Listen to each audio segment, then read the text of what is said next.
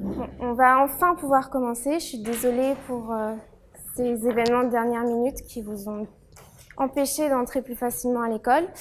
Alors, je voudrais commencer par remercier les organisateurs de ce séminaire, donc Bastien et Sharon, qui n'ont pas pu se joindre à nous aujourd'hui, mais qui ont organisé la série des séminaires d'histoire de l'art pour tous, et surtout ceux qui sont à l'initiative de l'idée des séminaires pour tous, Vadim ici présent et Lucas, qui ont eu beaucoup de patience pour organiser tout ça et après monter les vidéos. Enfin, c'est une organisation extraordinaire.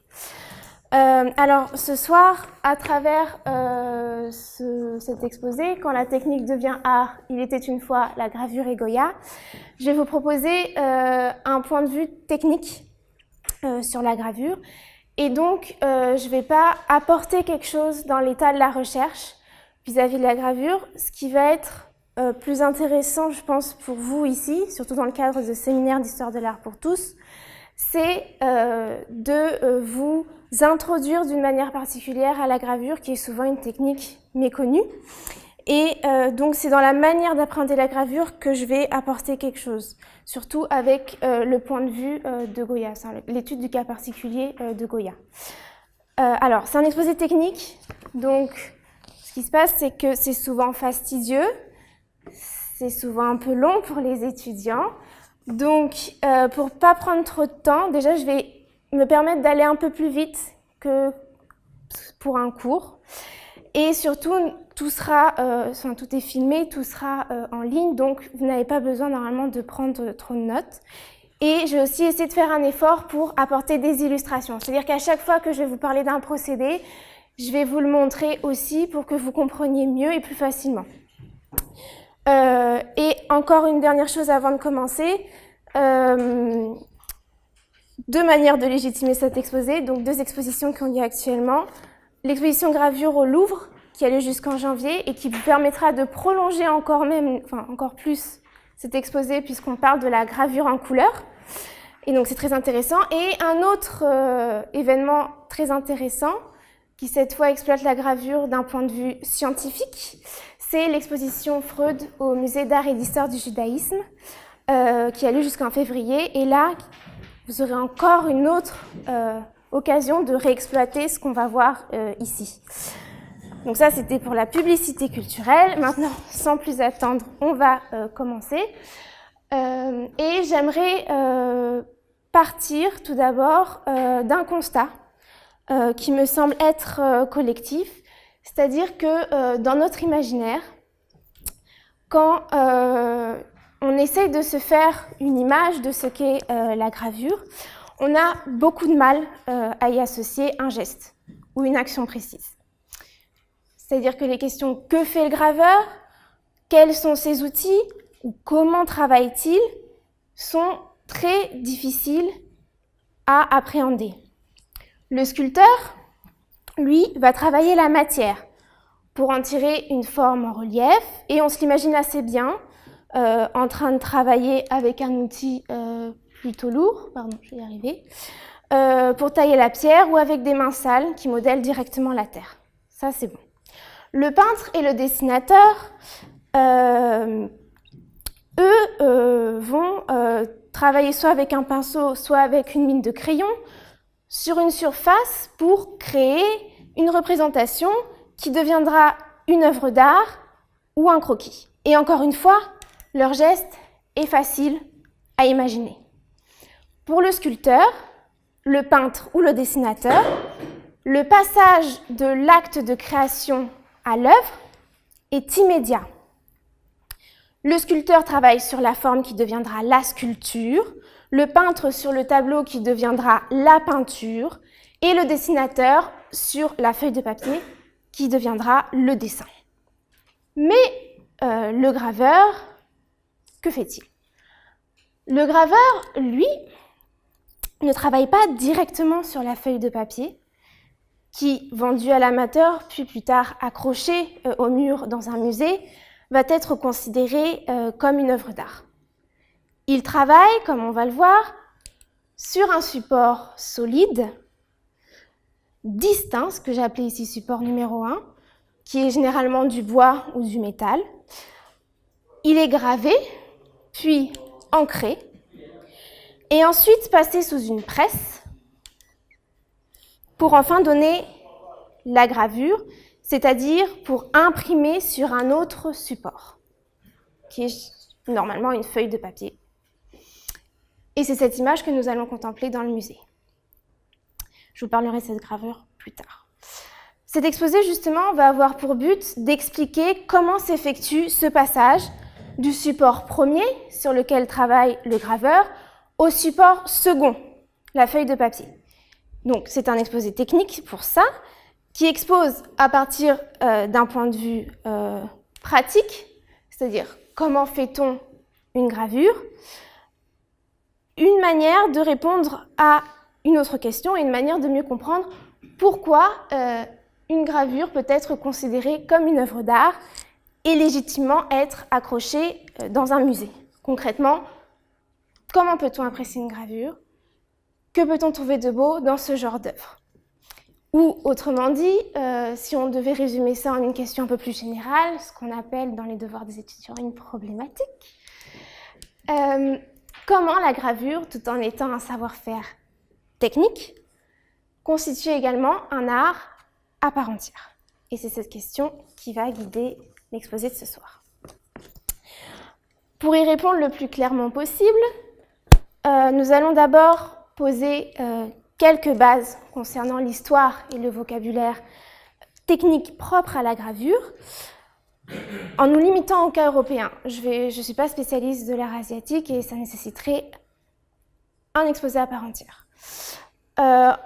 Ensuite, nous allons essayer, à partir de ce panorama, de comprendre la singularité, la particularité du Goya graveur et de répondre à la question pourquoi les gravures de Goya sont si exceptionnelles et occupent une place à part dans l'histoire de l'art.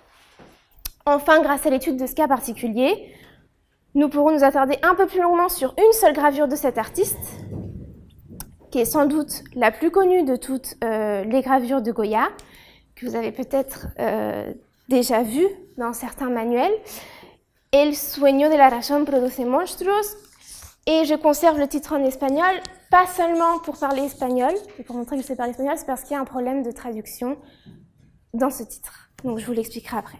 Mais d'abord, la gravure. Qu'est-ce que la gravure?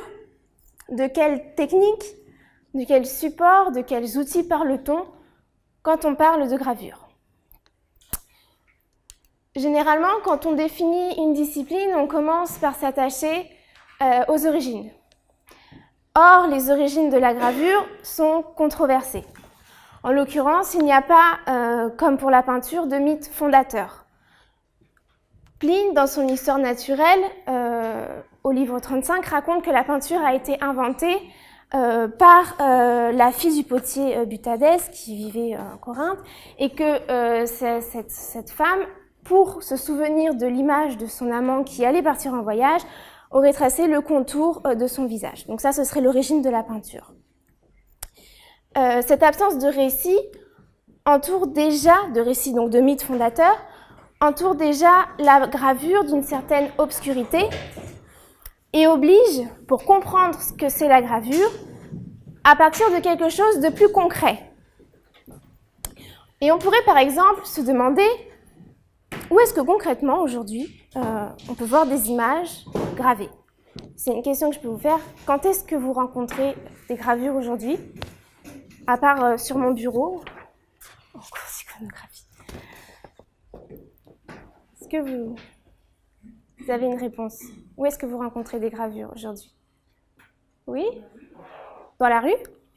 On ne va pas dans les mêmes rues. Sur des monuments, oui, effectivement. Dans ce cas-là... Oui, mais sur des monuments, dans ce cas, ce serait plutôt des bas-reliefs, j'imagine. De la sculpture, plus que de la gravure. Oui? Dans les cimetières, oui, effectivement. Oui, mais je vois que vous avez du mal, et en fait, c'est pas de votre faute, c'est juste que dans la vie de tous les jours, c'est quand même rare de rencontrer des gravures. Et pour voir une gravure en vrai, c'est-à-dire pas sur un moteur de recherche ou dans un catalogue, généralement, il faut se déplacer dans un musée ou dans une galerie, ou alors consulter un livre ancien ou une ancienne revue illustrée. Et du coup, de ce constat, c'est-à-dire que c'est relativement rare de croiser des gravures dans la rue, s'impose un second constat.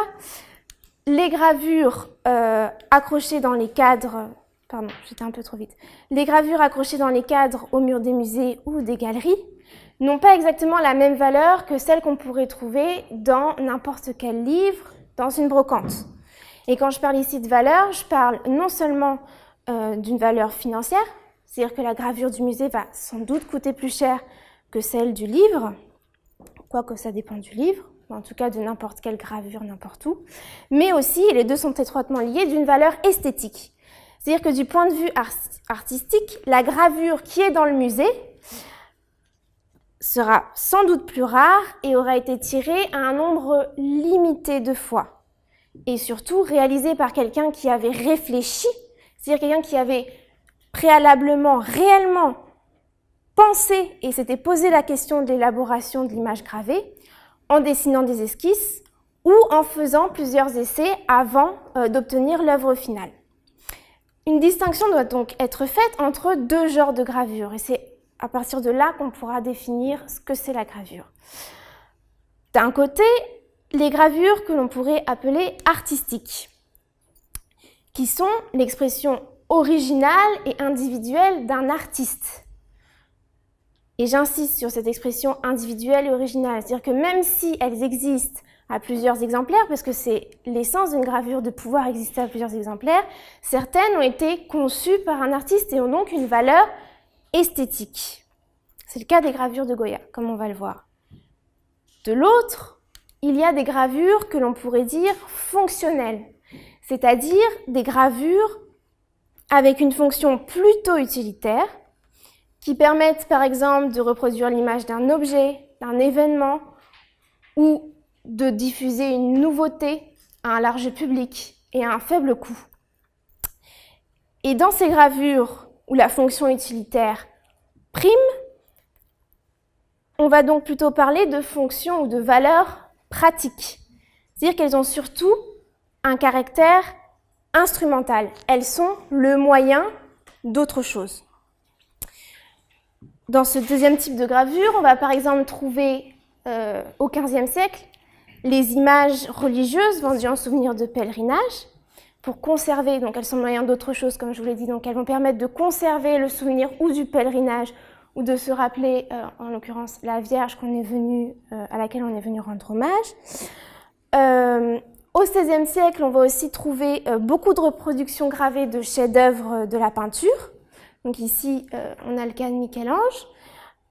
Puis enfin, au XVIIIe et XIXe siècle, avec l'élargissement du public lié au développement de la presse illustrée, vont apparaître beaucoup d'images publicitaires, c'est le cas de cette publicité pour des sabots, ou des images illustrant l'actualité, parfois dans un but même de propagande politique. Donc ces deux genres existent bel et bien, gravure artistique, gravure fonctionnelle, mais j'insiste, ils ne sont pas exclusifs l'un de l'autre. C'est-à-dire qu'une gravure artistique peut tout à fait se trouver dans un contexte où elle a une fonction. C'est par exemple le cas des illustrations, on peut prendre un cas très précis, celle des illustrations de Gustave Doré, c'est-à-dire un artiste, où là, dans ce cas-là, on ne peut pas séparer les deux genres. Donc il faut vraiment penser ces deux fonctions l'une avec l'autre. Quoi qu'il en soit, ces deux genres de gravure, donc je répète, artistique et fonctionnelle, vont coexister tout au long de l'histoire de la gravure, qui s'articulent autour de deux moments clés. Il faut à tout prix garder ça à l'esprit quand on parle de gravure. Il y a d'abord un point de départ, puis une sorte de ligne d'arrivée. Le point de départ véritable de l'histoire de la gravure, même s'il a été inventé avant, coïncide avec la généralisation de l'usage du papier au XIVe siècle. Puis de l'imprimerie après l'invention de Gutenberg vers 1450. Ceci car le papier est l'intermédiaire indispensable à l'absorption de l'encre, qui permet donc de passer du support gravé à l'image proprement dite. Ensuite, la diffusion de l'invention de la photographie dans la seconde moitié du XIXe siècle constitue une sorte de ligne d'arrivée, car elle va conduire progressivement à la disparition de la fonction de reproduction de la gravure, qui devient en quelque sorte obsolète, puisque il va être beaucoup trop long et beaucoup plus compliqué de graver quelque chose que d'en produire une photographie. Ça ne viendrait même pas à l'idée de vous graver ou de graver vos amis quand vous voulez immortaliser quelque chose, je pense. Et donc, après le XIXe siècle, le premier genre des gravures artistiques va devenir de plus en plus visible. Et c'est à partir de ce moment-là que, rétrospectivement, on reviendra sur l'histoire de la gravure artistique. Entre ces deux points de repère, donc la généralisation de l'usage de l'imprimerie et la diffusion de l'invention de la photographie, les deux genres ont existé simultanément. Donc. Et ceci signifie que probablement, on peut en déduire donc que l'aspect fonctionnel a contribué à brouiller notre appréhension de la gravure comme art au-delà de la technique et a empêché de nous figurer le graveur comme un artiste au même titre que le peintre ou que le sculpteur. C'est ce qui explique le petit bonhomme qui se pose la question de qu'est-ce que fait le graveur. Donc, si nous essayons de mieux comprendre cette dimension artistique de la gravure, il va falloir commencer par se demander comment on en réalise une. Et là, je vais vous proposer un petit lexique des termes essentiels de la gravure. Bon, il va y avoir quelques simplifications quand même parce que je veux pas... c'est fastidieux, donc je veux pas vous écraser sous le poids de la terminologie. Mais il faut de toute manière impérativement distinguer deux étapes. La conception de la gravure et son impression. Ça, c'est fondamental. Avant d'être une image imprimée sur papier, une gravure va être une image taillée. Elle est taillée dans un certain type de support qu'on appelle la matrice et avec certains outils. Ça va être la marche qu'on va suivre pour la conception d'abord. Du point de vue de la conception, donc, en fonction du type de taille, du type de matrice et du type d'outil, on va différencier différents types de gravures. Et là, je vais vous en donner 3 principaux, avec une légère simplification.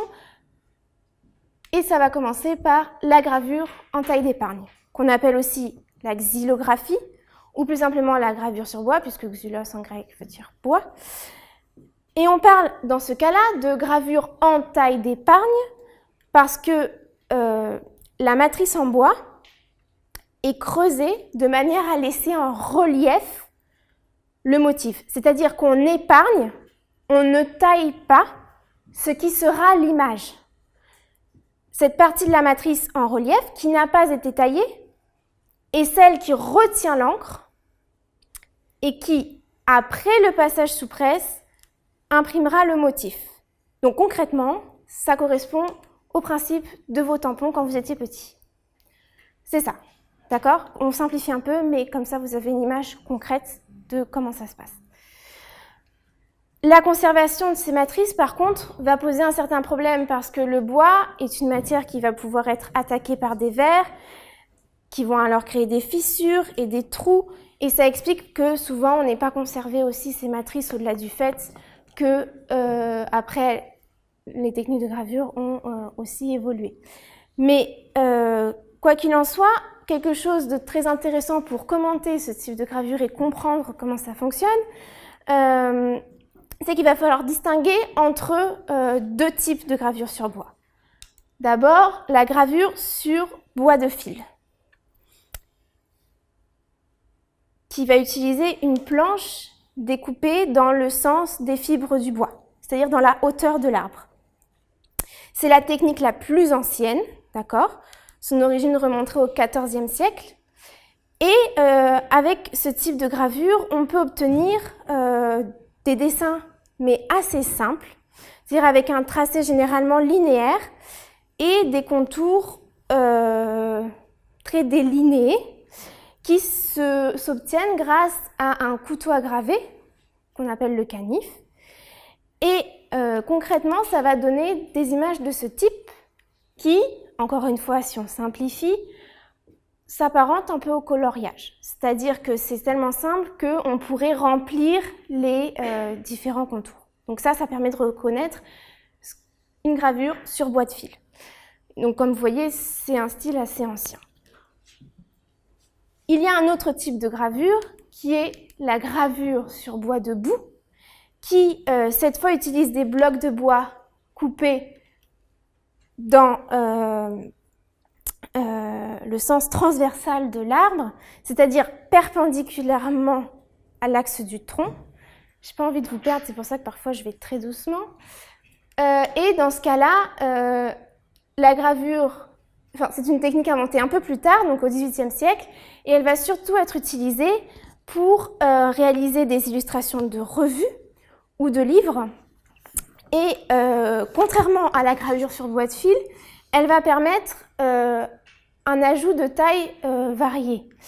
Et dans ce cas, on va obtenir des lignes plus fines, plus de détails, et on va pouvoir réaliser ce qu'on appelle des gravures de teinte, c'est-à-dire des gravures avec des effets d'ombre, ce qu'il n'y avait pas dans l'exemple que je vous ai montré tout à l'heure, et avec des effets aussi de lumière plus ou moins contrastés. Et c'est l'exemple de Gustave Doré que vous voyez ici, où, particulièrement dans cette œuvre, la création de la lumière, le sens de l'image n'apparaît que parce que la technique le rend possible. Sans les effets d'ombre et de lumière, on ne comprendrait pas la beauté de l'œuvre, d'accord? Donc, encore une fois, il faut bien distinguer dans la gravure sur bois, entre gravure sur bois de fil et gravure sur bois de boue. Pour obtenir cet effet, la matrice en bois de boue donc n'est pas creusée avec un canif, mais grâce à d'autres outils de maniement un peu plus complexes, comme la gouge, donc ce qui sont des lames, on ne le voit pas très bien ici, mais soit en forme de U, soit en forme de V, qui vont permettre d'évider certaines parties de la matrice, ou le burin, qui est aussi utilisé dans la gravure sur métal, on va le voir. Mais c'est une technique un peu plus difficile parce qu'en fait, on ne le tient pas comme un stylo, mais on le tient dans la main, comme ça. Et du coup, je vous défie d'avoir du premier coup une grande précision en incisant un métal ou une plaque de bois dur avec ce geste. C'est-à-dire que ça demande une certaine dextérité et un certain apprentissage. Et donc, cet outil va me permettre tout de suite, sans plus attendre, de passer à un deuxième type de gravure, qui est la gravure en taille douce, qui apparaît après la gravure sur bois, mais qui va rapidement prédominer. Elle est inventée au XVe siècle et elle regroupe tous les procédés de gravure en creux cette fois. On n'épargne pas, c'est-à-dire qu'on ne taille pas. Le dessin ne va pas être sur ce qui n'est pas taillé. Cette fois, le dessin est sur ce qui est creusé. Et c'est creusé sur du métal, généralement du cuivre, mais ça peut aussi être du zinc, qui est plus facile à travailler, ou éventuellement du fer. Et dans ce cas-là, la gravure sur plastique entre aussi dans les procédés de gravure en taille douce. La gravure sur plastique est beaucoup plus employée aujourd'hui parce que c'est moins cher. Et aussi parce que certains artistes la préfèrent, tout simplement. Donc, comme je le disais, à la différence de la taille d'épargne, le dessin est dans la matière enlevée, dans la gravure en taille douce, pas dans le relief. Et on va pouvoir le voir tout de suite dans les matrices, qui vont pouvoir être beaucoup plus complexes du coup. Il faut distinguer, dans ce type de gravure en taille douce, 3 types de tailles. La taille directe, d'abord, qui est la plus simple. C'est-à-dire que le métal est incisé directement par l'outil. C'est l'outil qui opère sa marque sur le métal. Et du coup, chaque outil va laisser une empreinte différente dans le métal. Elle peut se faire, cette taille directe, avec le burin, comme on a déjà vu. Donc, le burin, un sillon en forme de V, et en fonction de la profondeur et la largeur de la lame, enfin, la marque laissée par l'outil va varier en fonction de la force qu'on exerce sur le support et du type de lame du burin, parce qu'encore une fois, je simplifie un peu, mais il y a beaucoup de types de burin qui existent. Dans ce cas-là, c'est vraiment important parce que comme l'encre va s'apposer sur le creux, la forme du creux est fondamentale. Bon, je vais passer parce que sinon je vais m'empêtrer dans mes descriptions. Ensuite, autre type de taille directe, la pointe sèche, qui est en fait tout simplement une pointe métallique qui se manie assez facilement, comme un stylo, et qui va griffer la plaque de métal et faire apparaître les creux qui accueilleront l'encre. De chaque côté de ces creux, généralement, il reste des éclats de métal, c'est ce type de choses, qui sont appelées barbes. Et si le gravure ne les écrase pas à l'aide d'un instrument, elles vont retenir l'encre et donner un aspect estompé avant d'être aplaties au fil des passages sous presse. Et ça, c'est un critère d'appréciation souvent des gravures. C'est-à-dire que quand on a de même gravure, une reproduction d'une même gravure, celle où on pourra identifier des barbes sera celle qui aurait été imprimée avant, et donc elle aura plus de valeur que l'autre. Enfin, un dernier outil, et bon, c'est encore une simplification parce qu'il en existe beaucoup d'autres, la roulette, qui est une petite molette en acier, et qui, selon sa forme, donc elle peut être bosselée, cannelée ou être dentée avec deux pointes, laisse des empreintes en creux plus ou moins régulières ou des pointillés. Et le graveur peut bien sûr utiliser différents outils pour une même gravure simultanément. Donc ça, c'était pour la taille directe. Ensuite, il y a la technique très connue, mais souvent on ne comprend pas très bien ce que c'est, de l'eau forte. C'est lorsque le métal n'est pas incisé de manière directe par l'action de l'outil sur la plaque, mais par recours à la chimie. C'est-à-dire que sur une plaque préalablement vernie avec un vernis de couleur noire, comme vous pouvez le voir au pinceau, c'est-à-dire que ce n'est pas un vernis comme on se met sur les ongles. C'est vraiment un vernis noir et ça va être important, on va le voir. Le graveur trace son motif avec une pointe métallique et en traçant le motif, il enlève le vernis sur certaines parties du métal. Ces parties où le vernis a été enlevé sont ensuite attaquées lorsque la plaque est plongée dans un mélange d'acide nitrique et d'eau qu'on appelle eau forte. Et cette attaque est appelée morsure, on va dire que le métal est mordu, et c'est d'ailleurs ce qui va donner lieu dans la presse illustrée du XVIIIe et du XIXe à des jeux de mots. On va parler d'humour mordant souvent, de certaines caricatures mordantes. C'est parce qu'il y a aussi un jeu de mots sur le fait que la caricature s'est réalisée à l'eau forte et donc que l'acide avait mordu et qu'en même temps l'artiste faisait quelque chose de mordant. Donc cela justifie ça aussi. L'épaisseur des traits souhaités après va être modulée en fonction du calibre des pointes utilisées et du temps d'immersion dans l'acide. Et donc ce qu'il faut bien comprendre là maintenant avant qu'on passe à l'étude de Goya, c'est que le vernis noir qui recouvre le métal protège les zones qui après dans la gravure vont être blanches, d'accord ? Puisqu'elle protège les zones qui ne sont pas attaquées par le métal. Et avant l'impression, bien sûr, la plaque est dévernie, de sorte que l'encre, après, je vous dirai comment ça fonctionne, mais se dépose dans les creux laissés par la morsure de l'acide. Enfin, une autre technique de taille directe, c'est l'aquatinte. De gravure en taille douce, du coup, qui n'est pas exactement une taille directe, c'est l'aquatinte. Elle est utilisée souvent avec l'eau forte, donc elle est utilisée de manière complémentaire, et elle permet d'obtenir des nuances de teinte et de densité, alors que l'eau forte, elle, permet d'obtenir des traits.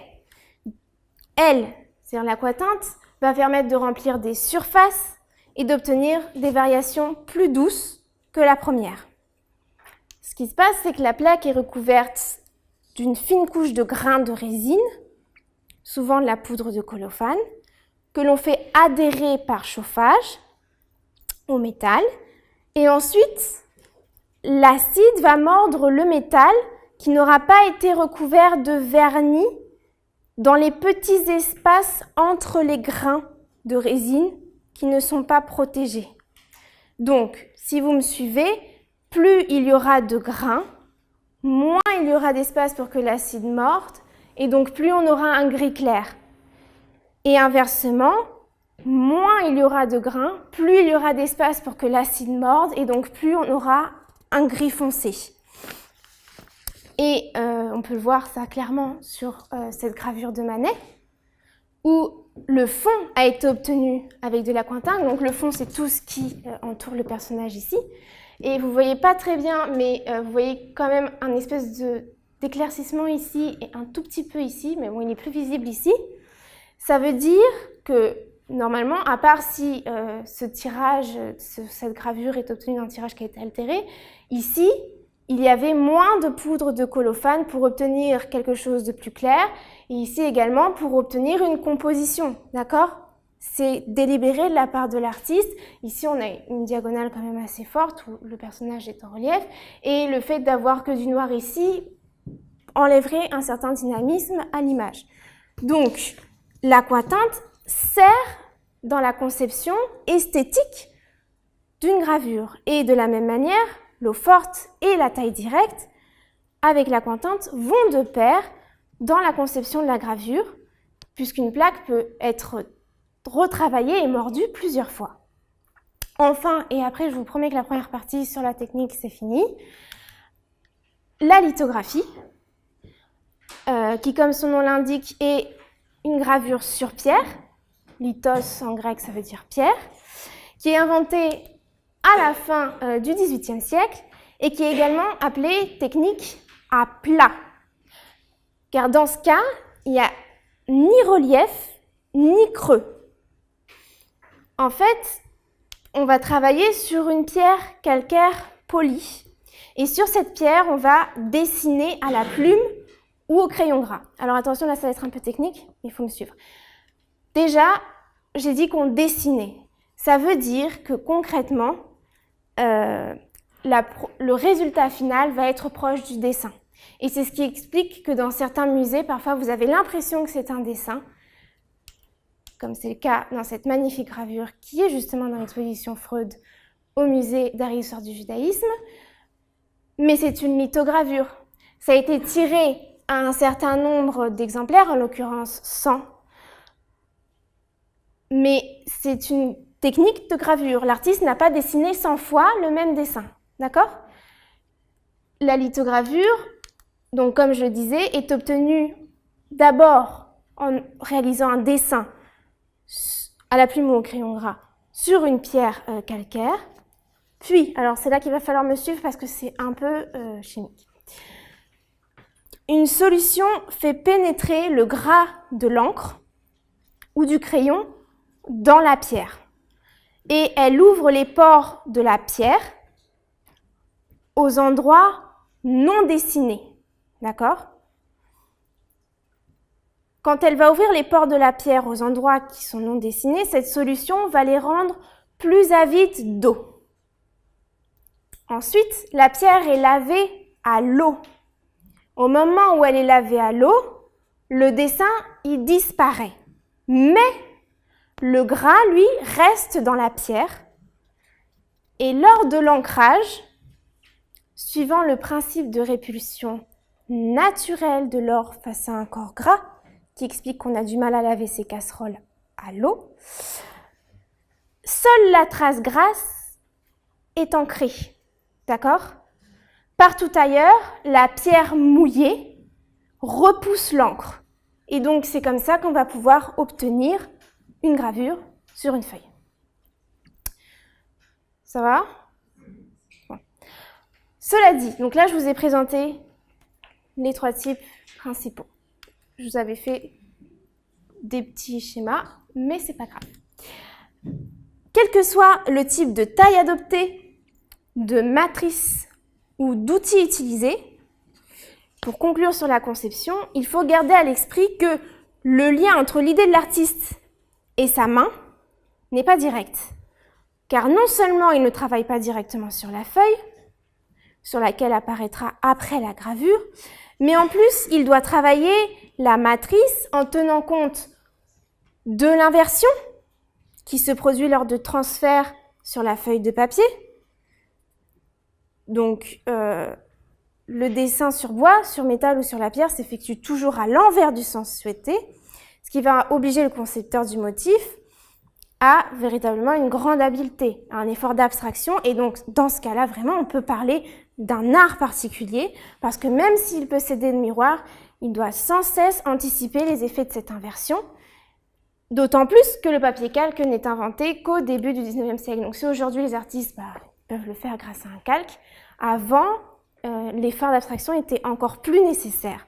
Et on peut le voir par exemple sur, encore un exemple de Gustave Doré, quand vous voyez la matrice et que vous voyez ce que ça donne après, là vous comprenez que c'est un artiste.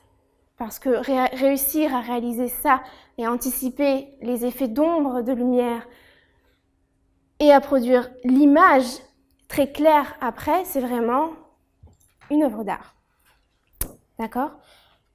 Mais une fois taillé, il reste encore une seconde partie, comme vous le voyez, pour réussir à avoir la gravure. C'est pour ça que je vous dis que c'est un exposé technique.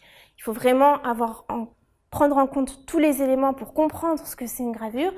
Il reste l'impression, qui est vraiment une partie déterminante dans la réalisation d'une gravure. Et elle est tellement importante qu'en fait, elle va souvent requérir la compétence d'une tierce personne et faire intervenir un imprimeur à côté de l'artiste.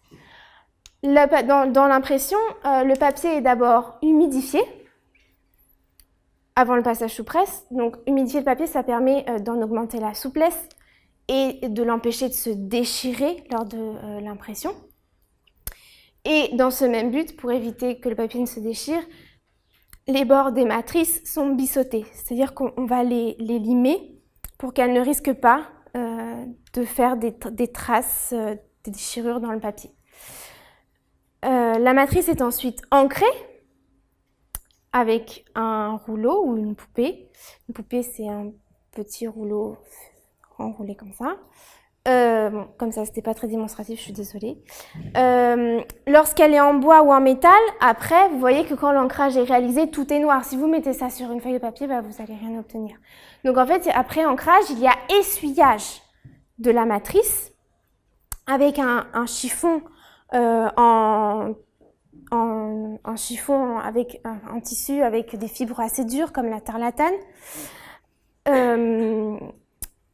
Et il faut qu'en fait, seuls les reliefs ou les creux conservent de l'encre. Et c'est pour ça que l'essuyage est très important, car il peut réellement changer le résultat de l'impression. On peut par exemple volontairement laisser quelques traces d'encre sur les parties qui seraient blanches pour créer un effet vaporeux. Ou alors, si on n'est pas doué, on peut aussi involontairement en laisser, et dans ce cas, le motif n'est pas lisible. Je ne dis pas doué parce que c'était mon cas, et du coup, la gravure était illisible. Ensuite, une fois qu'on a essuyé la plaque, il va falloir la passer sous presse. Et donc, on met la gravure sous des langes. Les langes, c'est ces épais morceaux de laine qui ont une forme rectangulaire et qui permettent d'uniformiser la pression sur l'image. Donc, on actionne la presse grâce à une roue et l'image sort. L'image sur papier qui va sortir est appelée une estampe.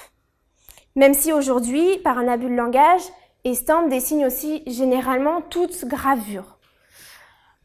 L'estampe peut être dite originale si elle est l'œuvre de l'artiste, ou c'est une estampe de reproduction ou d'interprétation si le graveur a cherché à reproduire une image déjà existante. Après l'impression, un artiste peut choisir de retravailler sa matrice avant de réimprimer une estampe, et ça, c'est ce que va faire Rembrandt. En fait, Rembrandt ne va pas arrêter de retravailler ses matrices. À chaque fois qu'il modifie la matrice et qu'il l'imprime à nouveau, on parle d'un nouvel état, et l'estampe prend le nom d'épreuve. Donc chaque estampe qui correspond à un état est une épreuve.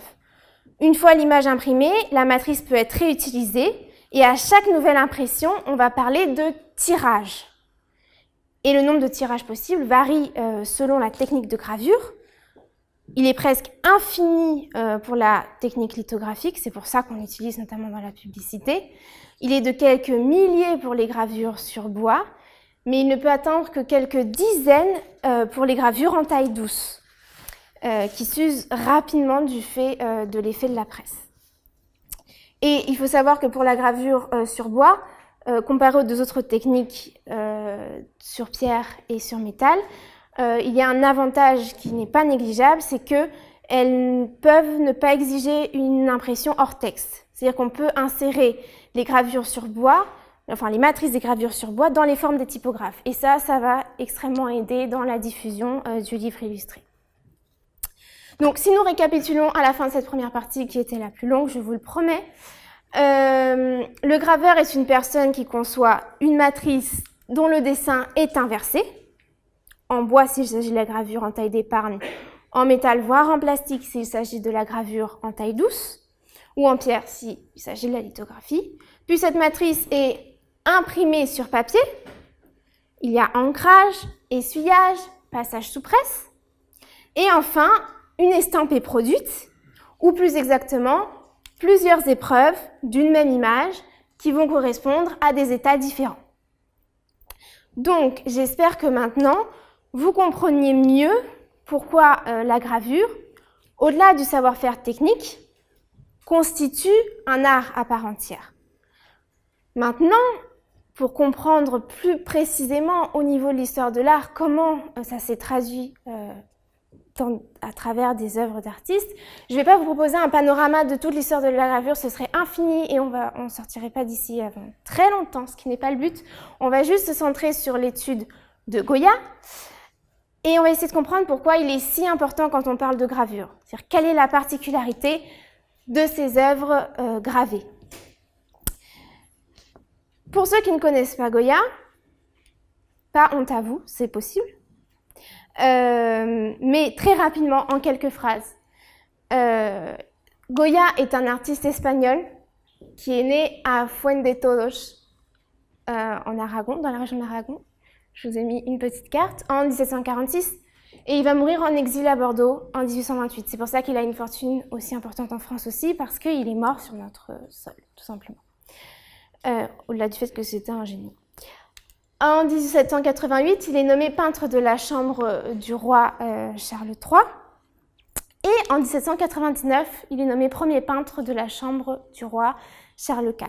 Ce qui, à l'époque, était la consécration ultime, d'accord ? C'est le statut le plus élevé pour un artiste de la cour de l'époque.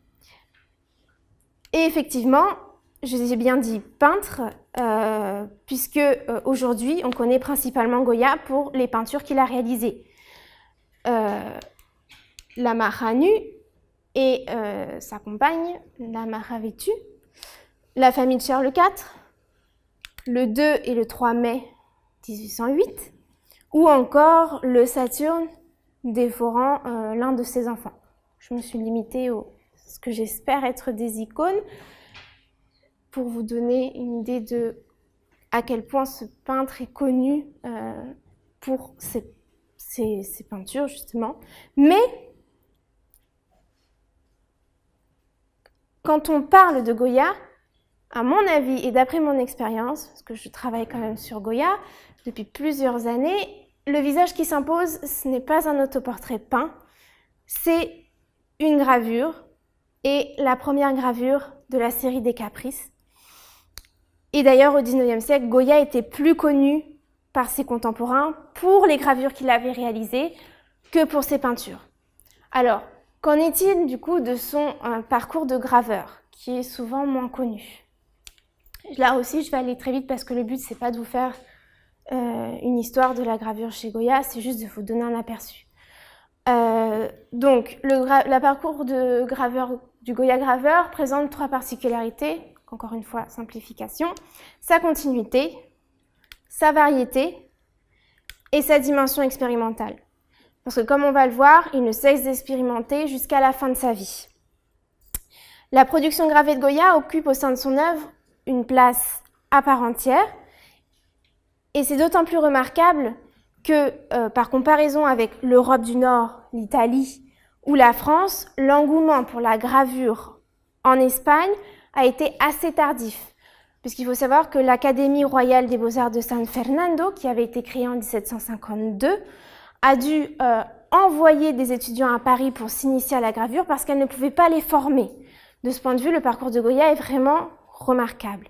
Tout au long de sa vie, il va réaliser des séries de gravures qui vont lui permettre d'exploiter la liberté d'expression qu'offrent les coûts réduits des matériaux de base de cette technique, pour réaliser des œuvres personnelles et pour réaliser des œuvres surtout indépendamment de la volonté des commanditaires.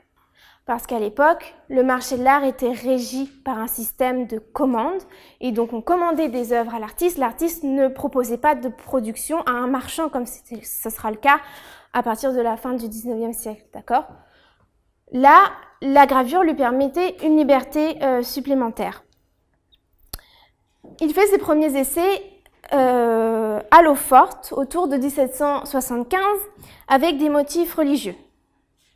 Donc, dans ses premières eaux fortes, comme c'est ses premiers essais, on a un style linéaire plutôt simple, et il y a même certains ratés. Je parle avec beaucoup de nuances, mais bon, on retrouve un peu le style coloriage dont je vous ai parlé au début. C'est-à-dire qu'on a envie qu'il y ait plus de relief, plus de choses, en fait, surtout quand on connaît le Goya qui vient après. Entre 1778 et 1785, il s'exerce en interprétant 16 peintures de Velázquez, qui est l'un des principaux peintres espagnols du XVIIe siècle et l'auteur des fameuses Ménines. Il le fait tantôt seulement à l'eau forte, tantôt dans une combinaison eau forte aquatinte. C'est la première et la seule fois qu'il va se livrer à la gravure d'interprétation, et on voit bien que ça lui permet de s'améliorer dans le rendu des lumières, dans le rendu des volumes, qui est plus complexe, mais il est encore dans une période d'apprentissage. L'utilisation de l'aquatinte, vous ne voyez peut-être pas, mais elle est encore assez maladroite, c'est un petit peu grossier, même si ça reste du Goya. Et les figures de Velázquez sont un peu déformées, c'est pour ça que je vous ai mis le détail de la naine, elle est déformée. À sa décharge, on peut quand même souligner que les premières aquatintes n'avaient été réalisées en Espagne que très récemment, en 1769, et on est autour de 1778. Donc c'est une technique encore très neuve et on est dans l'innovation. Entre 1797 et 1799, il réalise sa première série originale, de laquelle la gravure qu'on va utiliser dans quelques instants est issue de cette série. C'est les Caprices, donc un ensemble de 80 gravures, à travers lequel on voit que Goya est entré en pleine possession de l'art de la taille douce, et plus particulièrement du procédé, ou plutôt de l'articulation entre eau forte et aquatinte. Mais le problème, c'est que le recueil est rapidement retiré de la vente par l'Inquisition, donc qui était un tribunal très puissant en Espagne, créé par l'Église catholique et qui avait pour fonction de réprimer les crimes d'hérésie et qui a été actif jusqu'en 1834, donc vraiment une importance dans la culture espagnole. Mais pour empêcher que les matrices soient détruites, en fait, l'artiste, même s'il les retire de la vente, va en faire don au roi. Et c'est pour ça qu'aujourd'hui encore, on en conserve. C'est-à-dire que des exemplaires, des recueils des Caprices ont pu être imprimés après. C'est aussi l'avantage de la gravure. Après leur retrait de la vente et très loin dans le temps. On va revenir là-dessus tout de suite, mais je finis juste le parcours. Entre 1815 et 1807, il réalise la Tauromachie, sa deuxième série originale. Donc cette fois, il y a 33 planches. et il va gagner en efficacité dans la construction des plans, de l'espace et la suggestion du mouvement avec très peu de moyens comme on le voit ici. Là, je tiens à souligner quand même que la moitié de l'image c'est du blanc et là aussi il y a quand même 2/3 de l'image qui sont vides. Et ça va être une des grandes qualités de Goya, de construire du mouvement et de l'espace avec beaucoup d'économie et beaucoup d'efficacité. Dans les années 1810, on arrive au désastre de la guerre qui est peut-être la plus connue avec les Caprices. Donc là encore 80 gravures et là il parvient vraiment au sommet de son art dans la maîtrise de la gravure.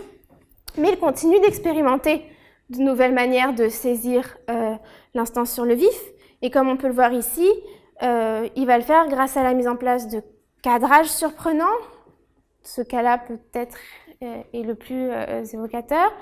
Il va aussi utiliser plus fréquemment des retouches au burin et à la pointe sèche.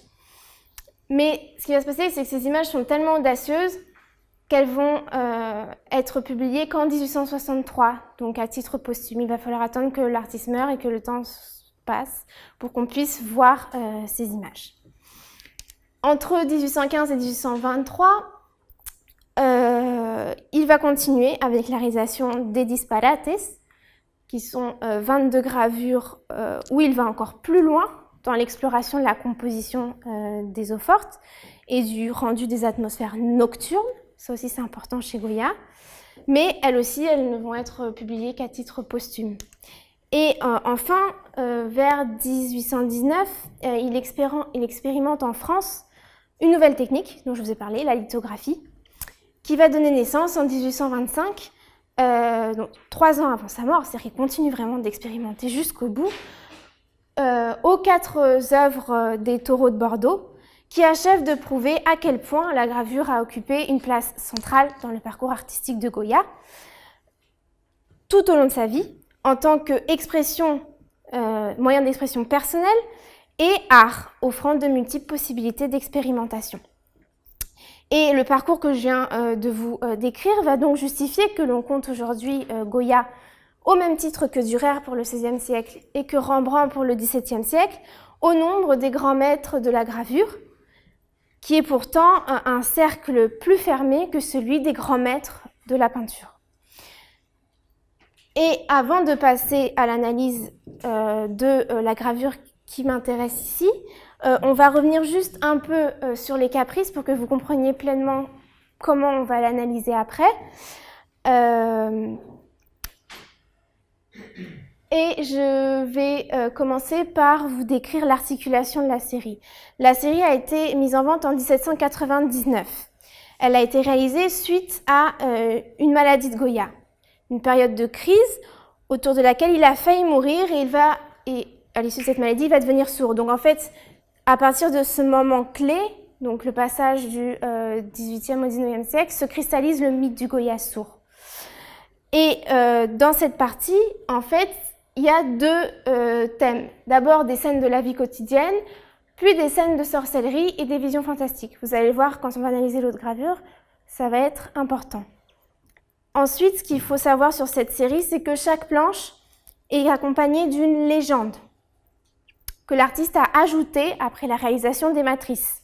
Cette légende complète l'image et elle conduit à une lecture satirique de l'ensemble de la série, qui justifie en partie la censure de l'Inquisition. Il y a beaucoup d'ouvrages, beaucoup de lectures politiques et sociales de cet ensemble, mais ici, si l'on se centre sur une approche technique, ce qui est important de remarquer, c'est que cette série atteste de la progressive mise en forme par Goya d'un langage visuel propre. Et c'est pour ça qu'elle est si remarquable. Ce langage visuel propre va articuler l'eau forte et l'aquatinte, comme je l'ai dit. Mais pour vous dire concrètement ce que ça veut dire, l'eau forte va servir pour articuler un langage de lignes, c'est-à-dire pour rendre les plans, les profondeurs et les volumes. Et l'aquatinte va servir pour articuler un langage de taches, c'est-à-dire pour rendre les étendues de tons plus ou moins foncés, selon que la trame de la couche de l'aquatinte ait été choisie plus ou moins serrée. Elle permet aussi de rendre des densités, de créer des contrastes, de dramatiser les éclairages et les décors qui sont, comme je vous l'ai déjà dit, réduits au strict minimum pour produire plus d'impact dans la série. Le mélange des deux langages, eau forte et aquatinte, permet ainsi de créer une cohérence visuelle qui est vraiment propre à Goya. Je vais vous montrer des exemples tout de suite, je vous promets, mais juste avant de passer au concret, il faut aussi savoir qu'au fil de la série, il y a 80 gravures, cette articulation devient de plus en plus complexe. Parce que progressivement, Goya ne pense plus la composition des planches en partant du tracé du dessin préparatoire, mais en ajoutant, en intellectualisant l'ensemble et sans superposer l'aquatinte, il va concevoir directement la gravure comme elle va sortir. Je vais vous montrer tout de suite comment ça va se passer. Ici, on a le caprice numéro 14. Donc, on est au début de la série. Vous voyez que les contours sont nets. Ça veut dire concrètement qu'il est parti d'un dessin et qu'il a transposé avec l'eau forte. C'est-à-dire il a essayé avec sa pointe de retracer les contours. Ce qui est blanc était en réserve de vernis, donc c'était noir. Jusque-là, ça va. On voit aussi les petits détails. Bon, vous ne voyez pas très bien, mais chaque petit détail est un ensemble de traits. Ici, l'aquatinte, donc tout ça, ce sont des petits traits. L'aquatinte va surtout se limiter à l'habit. Elle est très légère, elle est très localisée. D'accord? Il s'en sert juste pour créer un relief ponctuellement. Après, il surajoute l'aquatinte au dessin obtenu avec l'eau forte. Ici, c'est totalement différent. On est au caprice numéro 42 et en fait, vous allez voir qu'il y a un fond noir. Ce qui veut dire que le fond noir a été mordu et que ce qui était blanc est recouvert par le vernis. D'accord? Donc en fait, ici, il y a une inversion. Les contours que l'on voit noirs, nous, l'artiste, en fait, a découvert le vernis noir, donc ils étaient blancs. Et tout ce qui est noir ici était... Pardon, je me suis perdue.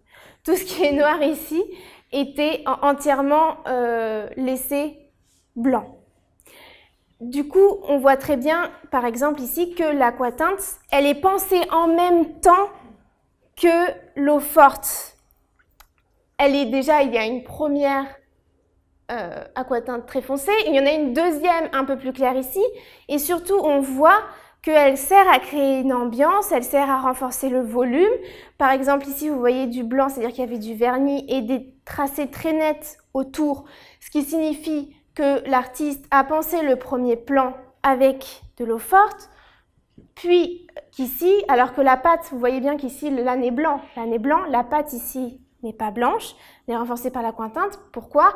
Parce qu'il renforce ce premier plan-là et il ne veut pas laisser ce passage passer devant, il y a une cohérence des plans. Si là c'est blanc, ce sera au premier plan alors qu'il est en arrière-plan. Donc le graveur ici a complètement intellectualisé l'articulation entre eau forte et aquatinte et il s'en sert comme d'un langage propre. Et c'est ce qu'on va voir plus particulièrement. Bon, ça, je viens de vous montrer. Vous pouvez aussi voir ici, la bille noire est une série de stries faites avec un outil par l'artiste qui montre aussi qu'il a vraiment pensé l'articulation des blancs et des noirs, des ombres et des lumières. Et pour finir, donc là, c'est juste une toute petite étude d'une icône, une véritable icône de l'histoire de l'art. El sueño de la razón produce monstruos. Qui est une icône aussi précisément parce qu'elle pose des problèmes. Et donc on va en voir juste quelques-uns ensemble très rapidement pour conclure. Elle pose des problèmes d'abord, comme je l'avais dit, au niveau du titre. Puisque en espagnol, el sueño signifie à la fois rêve et sommeil. Donc l'artiste joue sur cette ambivalence pour faire référence à un ouvrage de Francisco de Quevedo qui est un célèbre auteur espagnol du XVIe siècle, qui a écrit Los Sueños en 1627. Et cet ouvrage va relater différents rêves, et le projet initial de Goya était d'illustrer à travers les caprices ces fameux songes, ces rêves de Quevedo. Mais ici, on ne peut pas déterminer dans la version finale si le personnage est endormi ou s'il est simplement en train d'être pris au piège d'une sorte d'hallucination onirique, une sorte de rêve éveillé. Et donc, nous pouvons aussi bien traduire par le sommeil de la raison engendre des monstres ou le songe de la raison engendre des monstres.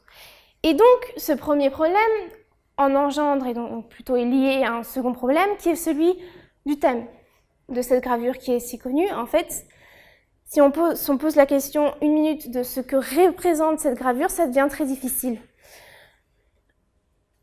Et donc, je vais vous demander ce que ça représente, mais d'abord, on va essayer de passer par 2 dessins préparatoires qui attestent précisément de la recherche esthétique de l'artiste pour cette œuvre et qui permettent d'en apprendre un peu plus sur le thème. D'abord, grâce au visage visible, là, je ne sais pas si vous les voyez, si on combine la présence de ces visages avec ce qui est écrit ici, on en déduit que le personnage principal de cette gravure est l'artiste lui-même. L'artiste qui a sa table de travail ici, qui après devient cette espèce de socle bizarre dans la gravure finale, mais on comprend du coup mieux, on ne comprenait pas pourquoi il était attablé dans cette position, mais là quand on voit que c'est une table justement à laquelle il est attablé, on restitue un peu mieux le thème. C'est-à-dire c'est un artiste qui est en train de travailler, puis tout d'un coup, il se passe quelque chose. Il se trouve que cette position un peu étrange, la tête dans les mains, est une dérivation d'une attitude très codée en histoire de l'art qui évoque la mélancolie, comme dans dans le fameux Ange de Dürer. C'est une position comme ça, mais là, Goya se réapproprie et reformule, c'est une réélaboration de cette position, qui rend d'autant plus compliqué le thème de l'image, mais qui aussi permet une sorte d'universalisation, d'accord ? Comme on ne peut pas reconnaître le personnage, on peut plus facilement identifier un homme en général qu'une personne liée à une époque. Cette position particulière va suggérer que le personnage est perdu dans ses pensées, qui serait incarné, du coup, par la suite des planches de la série. Puisque je vous ai dit qu'il y avait 2 parties, les scènes de la vie quotidienne, puis les visions un peu cauchemardesques. En fait, cette gravure qui est au numéro 43, donc presque au milieu, va pouvoir servir d'articulation dans le recueil et marquer l'entrée dans la seconde partie de la série qui serait le monde intérieur tourmenté de l'artiste, alors que la première partie serait le contexte, c'est-à-dire son époque, le monde extérieur. Et dans ce cas-là, le détail du hibou, ici, qui tend à l'artiste qui semble être un outil de gravure, peut-être une pointe, prendrait tout son sens. La comparaison avec les 2 dessins préparatoires permet également d'observer certains changements. Et là, comme on va terminer rapidement, vous pouvez essayer, si vous voulez, de me dire quels sont les changements principaux qui s'opèrent et comment on arrive vraiment à obtenir l'icône. Qu'est-ce qui se passe dans la composition? Pourquoi on n'aurait pas retenu celle-là ni celle-là et que finalement, vraiment, c'est celle-là qui fonctionne bien au niveau esthétique? Oui? Oui, alors pourquoi? Essayez de développer un tout petit peu. Sur celle de gauche, il y a tous les visages qui sont à gauche et ça retrouve le titre par rapport au son. D'accord, ça c'est important. Là, on a une espèce d'effusion, de bouillonnement un peu fouillis qui fait que tout simplement, si on veut se souvenir de l'image, ça ne va pas fonctionner, il va nous manquer des éléments. Et d'autres éléments, du coup, si on compare à ce qui se passait là, pourquoi cette solution est un peu plus efficace que celle-là, du blanc? Oui, il y a trop de contraste. Là, on a plus d'unité dans l'œuvre, alors que là, on dirait qu'il manque quelque chose. D'autres suggestions? Oui? Oui, c'est ça, oui. Oui, c'est ça. L'artiste n'est plus assez mis en valeur. Et donc, du coup, qu'est-ce que ça nous permet de voir, ça, ici? Qu'est-ce qui s'est passé? Et du coup, comme je viens de vous faire un exposé sur la technique, vous allez pouvoir m'expliquer pourquoi il est plus blanc?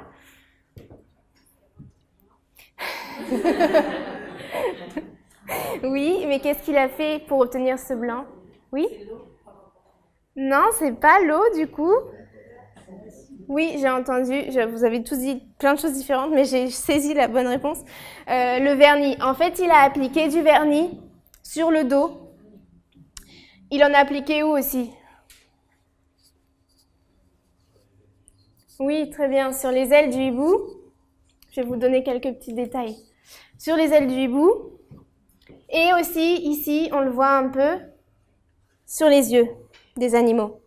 Et en fait, bon, d'une part, ces ailes-là, elles vont pouvoir faire référence à l'ange que je vous ai montré avant. D'accord? C'est une référence à l'ange de Dürer. Mais aussi, au niveau de la composition, comme je vous invite toujours à le faire en cours, vous voyez bien que cette énorme chauve-souris, qui ici est dédoublée entre cette paire d'ailes qui accentue l'horizontalité et cette chauve-souris qui accentue l'oblique, établit un équilibre dans la composition qui n'était pas présent dans les dessins préparatoires. Et on a aussi donc ces yeux blancs qui, dans ce cas-là, pourraient faire allusion. Vous ne l'avez pas dit, mais on est dans un environnement nocturne, d'accord? Le fond est noir. Le fait que ces animaux aient les yeux blancs montre qu'ils sont clairvoyants dans la nuit, là où l'auteur ou l'artiste ne l'est pas.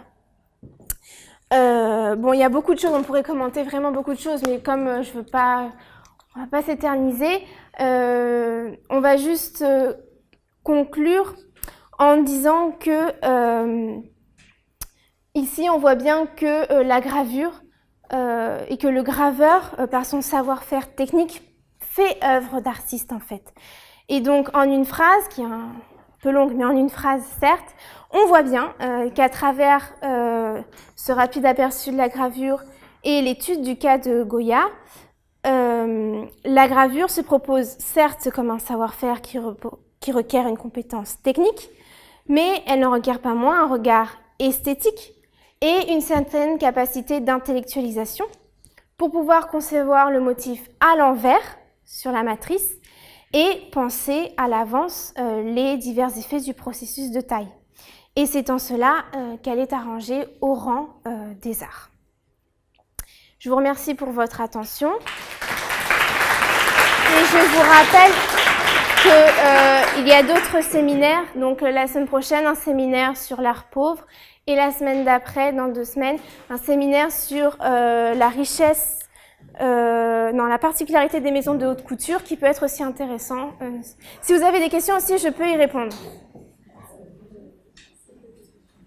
Pas de questions? Très bien.